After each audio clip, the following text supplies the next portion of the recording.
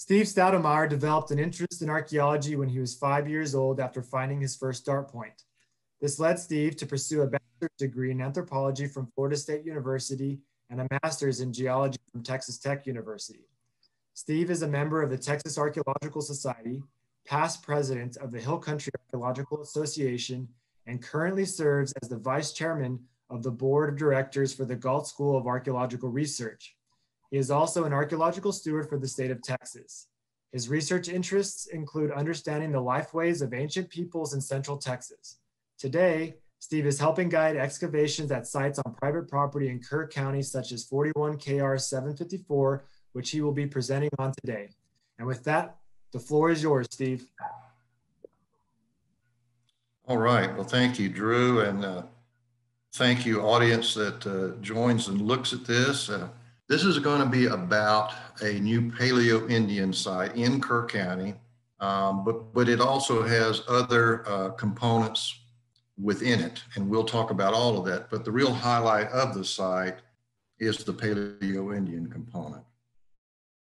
And just kind of a broad summary of it, you can see it located there in Central Texas on your map. This site is being investigated by the Hill Country Archaeology Association for about a little over 2 years.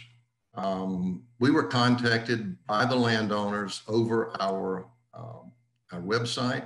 And what we typically do in a situation like that is go out and talk to the owners about what we can do for them, help them understand the archaeology on their property. And we give them some options, everything from just a cursory look at their surface areas, and then a verbal download to them about the archaeology, or in extreme cases where it's warranted, we actually do excavations. We do it just like the pros do. The only difference is we don't have the high-powered, high-tech equipment and high-cost equipment, by the way. In the case of this site, we knew a little bit about it in talking to the owner. And when he told us why he wanted us to investigate and actually do excavations, we decided it was a good reason. And that reason is he wants to create a learning center on his ranch within a reworked log cabin of about late 1890s vintage, and put in that, that facility all of the archaeological specimens that we find with appropriate text and exhibits and so forth, something that family, friends, neighbors can see. So we thought that was a very good steward-like attitude, and we decided to go ahead. So we began excavations. Now, initially this site appeared to be just a typical Central Texas midden site. But as we began our excavations, we began to encounter relatively uncommon assemblages of faunal remains, such as bison, that's modern buffalo, and even likely ancient, the ancient extinct buffalo bison antiquus. And in addition to that, all of this in one area, by the way, we began to see items that were not typical of this part of Texas. Trade items that in some cases indicated quite long distance transport. We found obsidian flakes, clear quartz crystal flakes, Caddo pottery, and we'll cover some of these a little later on the slides. There were some relatively uncommon tools, such as a base tang, now not a corner tang, but a base tang, and shaft straighteners. But the overall assemblage of diagnostic projectiles indicates periodic occupations at this site from about 10,250 years to 250 years before present. Now, this is just a quick look at the temporal span that the archaeological remains at the site indicate, right up until the border between historic and prehistoric, and then back into the Paleo-Indian period. Either you want, depending on what archaeologist you talk to, very latest Middle Paleoindian or very earliest late Paleoindian. This is a shot looking down the Guadalupe River. The site is on the banks of the Guadalupe, on a terrace of that river. And the site can't really be seen here, but it's on the right side of the screen. If you're going to have a site, at least have a site that's got some scenery, and we've certainly got one here. This is a map of the site showing the topography and also some of the stratigraphy of the site, and then where some of these features, such as the two middens with the dark circles, occur, as well as where some of the excavation units occur. So before I get into the actual archaeological portion of the talk, I want to set the tone and so that everyone can understand the stratigraphy at the site. Now, if we look up in the upper right portion of the screen, you see a band of dark gray that is entitled Latest Holocene to Modern Terrace, in parentheses, T0. That is the youngest river terrace on this site. Now, this terrace and other terraces that we'll talk about are the result of periodic overbank flooding of the Guadalupe River over the millennia, depositing sand, silts, clays, and even gravels on the floodplain. The big broad area in the middle that is just white is labeled the middle to late Holocene terrace. That's the T1 terrace, and that is the next oldest terrace. The band on the bottom of your screen is a light shaded band, which is the oldest terrace that we've identified thus far, and that is late Pleistocene to early Holocene, in parentheses T2. Now, it's showing up as a band because the rest of it, whatever is preserved, is buried underneath the middle to late Holocene terrace, the T1. Now, we're going to look at two separate cross sections, A to B first, and then C to D. Now, these cross sections, if you're not familiar with that, indicate basically it's like taking a layer cake and slicing it with a knife and peeling back the cake so that you can look at the layers. So with a geologic cross section, it's an interpretation of what's beneath the ground as looked at in a cross-sectional view. And so let's look at A to B first. And what you're seeing on the left side of your screen is a cliff side of bedrock limestone, which is the Edwards limestone formation. On top of that, you'll see the late Pleistocene, early Holocene terrace, the T2 deposits, and where that outcrops, where that U9 is. That U9 stands for Excavation Unit 9.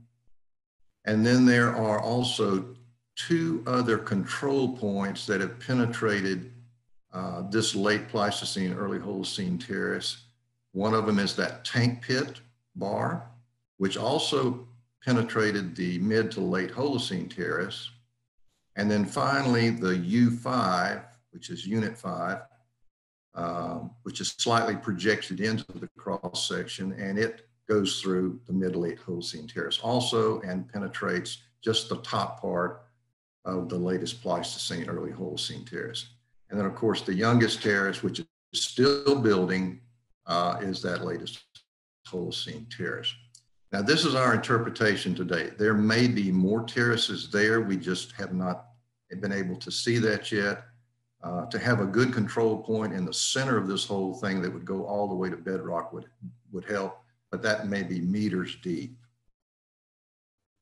Now, this second cross section, C to D, let's start on the right side under the red letter D. And there's that Unit 9 again, showing what it penetrated.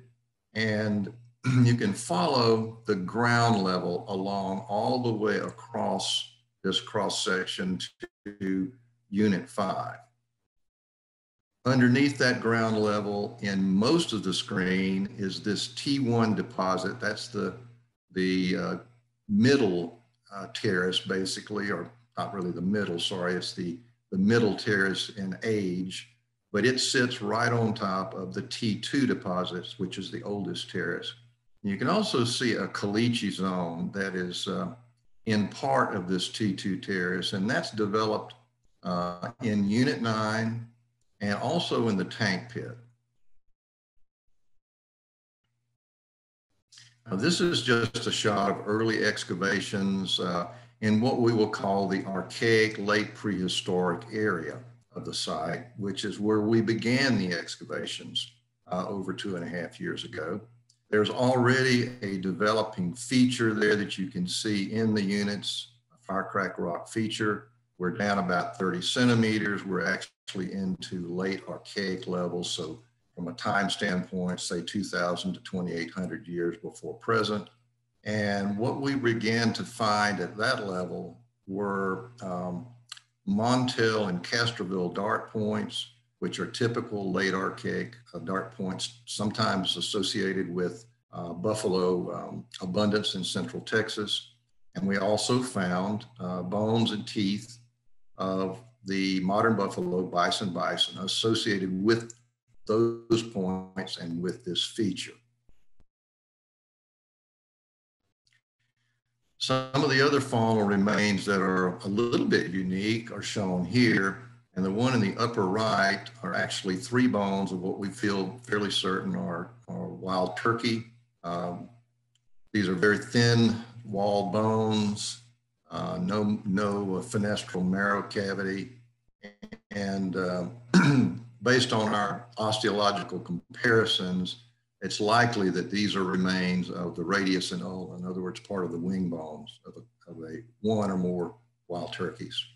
The teeth that you see on the left of the screen are on the right side a lower molar, and on the left side what we feel is a lower canine. Both of these were associated. There were actually flakes of bone from the original jawbone, the lower jawbone, but they were unrecoverable. These are clearly canid, in other words, the family of wolf, coyote, and domestic dog. But to distinguish which one of those 3 these really are without more of a complete skull or jaw or lower jaw or upper jaw tooth would be a little bit risky in making an absolute identification. I mentioned the bison bones. There's typically deer and or antelope bones and teeth also that were recovered in this archaic and late prehistoric area. These are some of the examples of the trade items we talked about earlier. The upper left are 2 pieces of worked quartz crystal. They're clear quartz, and you can see those little arrows indicating grooves that have been utilized. There's actual wear patterns in those grooves. These are not typical for the area, obviously. There's a couple of places they could have come from. One in Texas would be the eastern part of the central mineral region, specifically in the Llano, Burnett County area, where you do find some large clear quartz crystals. You'd have to have perhaps even a fist-sized piece of quartz to begin with to have been able to flake these 2 pieces off and use them. The upper right is also quartz, but it's vein quartz, which is typically associated with granite terrains. These quartz veins form in the granite after the formation of the granite, actually. And there are a lot of these things in the central mineral region. The pottery on the lower right, 33 sherds that we found. These are fingernail incised pieces here. We did have Dr. Timothy Pertula, who is an expert on Texas pottery, look at all of our pottery and made identifications of it. And then finally, the obsidian flakes, which you can see are barely a centimeter wide. We've only found 2 so far, but these are cultural flakes. They came off of a larger core, obviously. And we've sent these off to a special lab, which can analyze the chemistry of the flakes and then match that to the chemistry of obsidian outcrops all over North America, for that matter. It's fairly common practice. In this case, these flakes came from original outcrops of Malad, Idaho. Now, it's only a guess to know how long it took to get that obsidian core to this site so that an ancient napper could nap it and create these flakes, but it could have been decades or even centuries of multiple interacting trades along a route which is 1,000 or more miles away.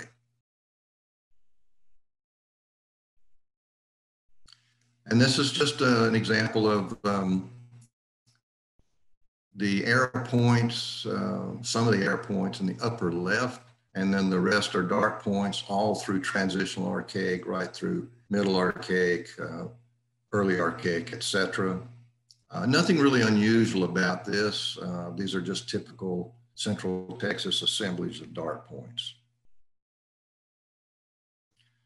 Let's just look at a summary of the diagnostics so far before we launch into the Paleoindian portion. And you can see up there, starting with the youngest Perdiz points, we actually recovered 12 of these. Now, most of these were a little bit below the subsurface, say a couple of, 10 centimeters. Some of them were actually on the surface. Some of the pottery, by the way, was also on the surface, as well as just under the subsurface. Scallern, Sabinal, and Edwards points are not very well represented. And then you can see the rest of the assemblage all the way down to Paleoindian. Pedernales, which is frequently called the most common dark point found in Central Texas, where we had 7 of those. And then there are the Paleoindian, which we'll get to. The stone tools, which are associated with all of this in this archaic and late prehistoric area, were varieties of scrapers, that is side scrapers, end scrapers, etc. A lot of utilized flakes, drills, that base tang that I mentioned, the shaft straighteners, monos, choppers, and knives. Very, very typical assemblage for this area, with the exception of the shaft straighteners and base tangs, for instance. Those aren't very common. Now, we were moving along in that one area by the midden with all of the, let's call it archaic, late prehistoric excavations, until there was an accidental discovery of a Paleoindian point. And that was a St. Mary's Hall style point. Now, what happened was that the landowner over the weekend dug a ditch for a water line.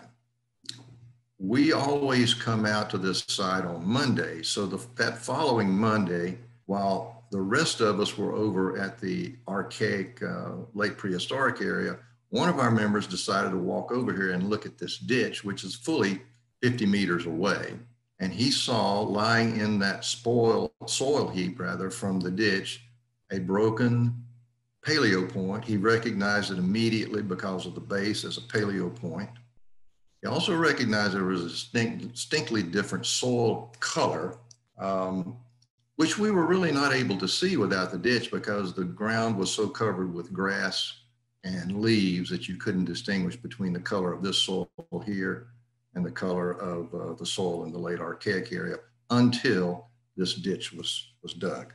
Now, once we realized that we had paleo, we shifted our operations almost exclusively to that. Let's look back at the site. So the area that's got the circle is what we're going to look at in detail in the next several slides. It is within that outcrop area of the late Pleistocene, early Holocene terrace. You can see there's one other unit in that same band up to the upper left of the main units within the circle. We're not going to talk about that one, except there was a paleo point found there. And it was an Angus Stores point, but by and large, all of the excavations have been right there in that area with the circle. So let's look at that in more detail. The waterline ditch there for you to transition between the slides. So the first St. Mary's Hall was found right there in the upper middle in that soil heap. The owner actually found a second one in the soil heap on the other side of the ditch weeks later. There was a third surface find represented by the red triangle in the center right. It was found by one of our members once we had began excavations up there. Now it's most likely that both of these St. Mary's that were found there by the ditch in the soil heap were actually in the subsurface until they were dug up with the ditch witch. But technically they were on the surface when we found them. The rest of the St. Mary's Hall there are just the single red circle. And you can see the two sets of units on each side of the waterline ditch.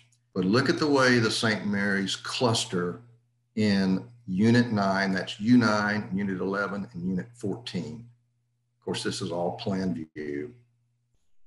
And let's take a look now in more detail where the big cluster is. So we're looking at Units 9, 11, and 14. You can see the scale there at the bottom right.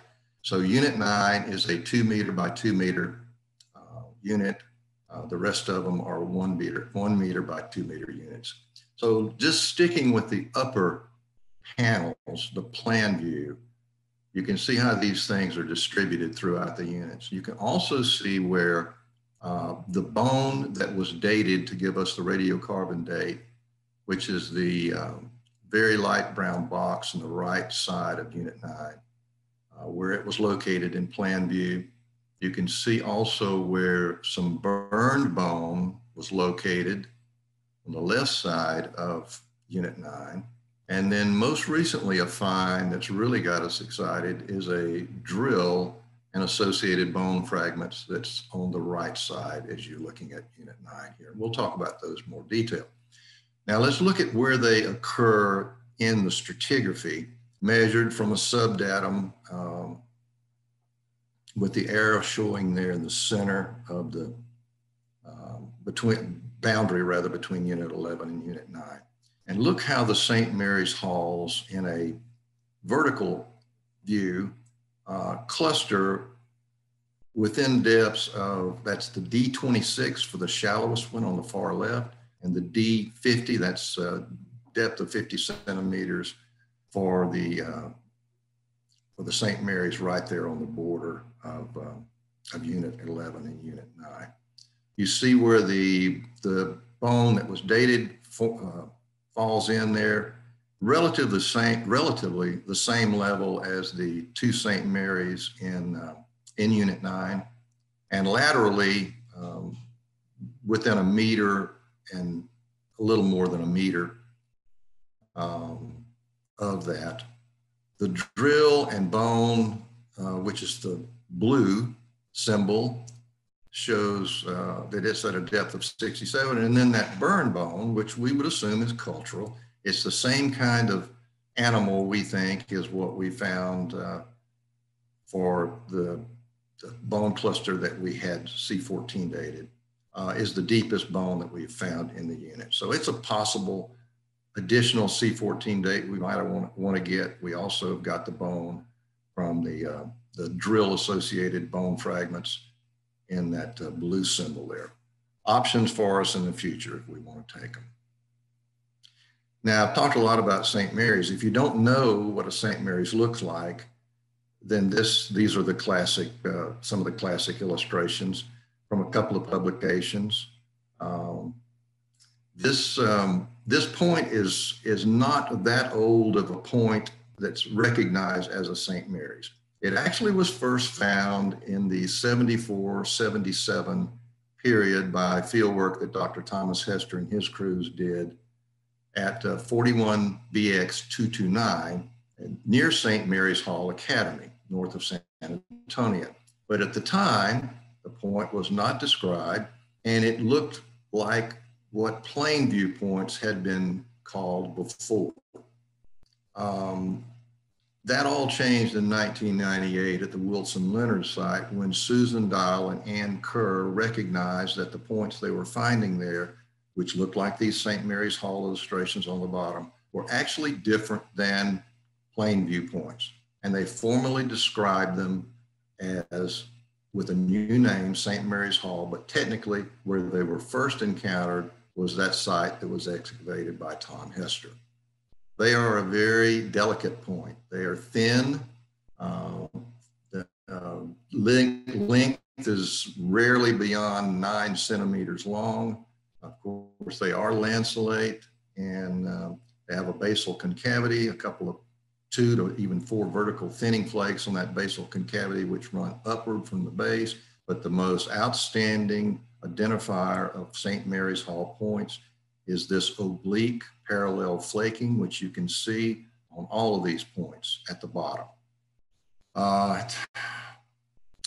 Typically, this flaking pattern is from an upper right to lower left, which you can see in all of the A, B, C, D, and E examples, upper right to lower left, oblique flakes. But occasionally an aberrant form that is upper left to lower right is found. Now, in discussions with Dr. Hester, who has seen a lot of these, continues to monitor a lot of activity that is going on with St. Mary's Hall. He knows all the sites. He's written a number of publications on St. Mary's. He says this aberrant form is, he wouldn't put a percentage on it, but it's in a low percentage compared with the population of what is the common upper right to lower left. He also indicates that he considers there to be now only 2 sites of St. Mary's Hall in Central Texas that have reliable context of dated materials with St. Mary's Hall points. Now, one of those sites was excavated by Dr. Steve Tomka. I think it was 2011 at Brackenridge Park in San Antonio, northern San Antonio. And they got a good date and association that was closer to 10,500 calibrated years before present. Here at 41KR754, we have a calibrated date that's a little bit younger, 10,248 to 10,193, and we're going to look at that in a little more detail in just a moment. Now, these are some of the points from the Kerr County site. The one in the upper left corner clearly shows the base and this upper left to lower right flaking pattern, which is the unusual one. Same with the upper right point, upper left to lower right flaking. Same with the lower left point, upper left to lower right flaking. The one in the bottom right has an upper right to lower left. A little difficult to see with these photos, but it's there. And this was the point that was first closely associated with the dated bone, which gave us a 2 sigma calibrated date of 10,248 to 10,193. Beta Analytic out of Miami did the dating for us. Some of the other points you see here, the one that I showed you, well, I don't think I've talked about that yet. I'll come back to that in just a minute. But the one in the lower left is upper left to lower right. Even the base you can see up at the top there, top left is upper left to lower right. The unique one is the most nearly complete one we've got, which is in the center there, and it has upper right to lower left on one face and upper left to lower right on the other face. Now, according to Dr. Hester, he's never seen one like this. This is the first one he's heard of. That's certainly not to say there aren't others out there, but he was very surprised by this. So total today, we have 14 St. Mary's from this site. 3 can't be determined what flaking pattern they have because it's the base and we don't see enough of the rest of the point to determine it. but 7 of them have this aberrant form of upper left to lower right oblique flaking. 3 of them show the most common form, which is the upper right to lower left. And then there's this unique one, which is in the middle, which has got them both. This is looking at those units 9, 11, and 14. This was just this past Monday. One of our members is there very vigorously excavating in the unit. Those are tree roots in the center. That is a pecan tree next to us. You can't see, but we thought we better preserve these things. It would not be very good form to cut the tree roots and kill the tree. I don't think the owner would particularly like that. This is an earlier photo back in July when we hadn't gotten as deep as we have now. But I want you to see there's a caliche profile that develops about 40 centimeters below surface. And the next slide, I wish I had more of the angle over to the right, but there's a large limestone rock, about 25 centimeters in diameter, that we pedestaled. And after a few weeks getting down low enough, we turned that rock over, and that was what was under it. And it was in direct contact with that limestone rock. So the question is, was that deliberately cached? It probably was. Now, this is the bone that was dated. The upper, on the right side of your screen, the upper piece appears to be a fragment of scapula, and the lower 2 pieces appear to be fragments of either humerus or femur. Very typical to break open the bones and get the marrow inside. Very thick wall bone, compares very favorably to modern cow skeletons, which buffalo skeletons typically do, except in this case, this is a 10,248-ish old buffalo, which would most likely make it bison antiquus.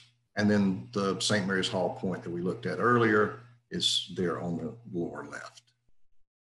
Now, this is the drill, and we just found this a few weeks ago, and you couldn't ask for better association.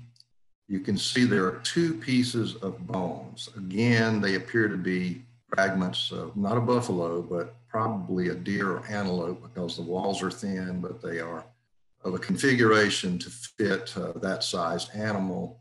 But that drill is lying directly on top of that one bone fragment that has the arrow to it. So these are more options for dating. This drill is a masterful piece of work. The wear pattern on it indicates that it is a drill. It's got a wear pattern that indicates a circular torque to it. Probably was hafted onto something to use it, but it's I think probably could be very unique as far as what you typically find in the paleo. This was a surprise to us. This Firecrack Rock hearth is in this oldest terrace, and it is in those set of units that are just to the left of the main units where the main St. Mary's Hall clusters are. What we found here is that when we first found this, we weren't even sure that it was a feature. We thought it might be colluvium off of that hillside. But breaking those rocks open, they were typically firecracked. All the right signatures for Firecrack Rock, including some of the rocks actually still in the process of cracking. There's actually some charcoal recovered underneath some of these basal Firecrack Rock with burned soil underneath the charcoal. We've had some of the charcoal analyzed by Dr. Leslie Bush. She puts it in the oak family, but could not take it to a specific genus. This slide here shows those units on the left and the border, the exposed hearth border, and the location of 2 St. Mary's Halls, which are actually on top of the hearth. One is just about 7 centimeters below surface. but the one on the lower right was found in association with some of the Firecrack Rock in that hearth. So that might give us a little more confidence that this is really a Paleo-Indian period hearth. Now, just back to this, in case you missed anything the first time, to show both the plan view cluster of the St. Mary's with the associated bone and the drill and bone, and then where they fall in a vertical sense in those lower panels. Finally, I'll cover the Angus Stores. We only found 4 of those, and we found the portion of the medial and all of the base of all 4. They're shown on the right. For instance, B and B prime are the same point, but just different sides of the point. Good illustrations out of the Turner Hester 2011 stone artifacts of Texas Indians shown on the left. And these are obviously younger points, and they, for the most part, were either on the surface or just under the surface. That's right where they should have been in relation to the deeper St. Mary's Hall points. So our grand summary to date is 14 St. Mary's Hall and 4 Angostura. And just to mention some of the other sites in Texas here, and the points that have been found there. This obviously does not mean this is all the sites, but this is all the sites that Dr. Thomas Hester is aware of. That Steve Tomka site that had the dated material that Dr. Hester considers good context is shown on the bottom, and then our Kerr County site there where we have active operations. The summary is real simple. We're going to keep doing what we're doing, open other units, and hopefully get deeper and find actually a deeper Paleo-Indian component. I just want to thank all the people you see under acknowledgements. We had the professional help of those top 6, 3 on each side, and then our people shown there: Francois Wilson, Mike McBride, Craig Mangum, Marvin Goldke, et cetera. And then we've got our regular crew of HCA members out there, and we've also had a couple of individuals from another organization in Texas come out and work with us. So I believe that's the last slide, and I thank you for your attention.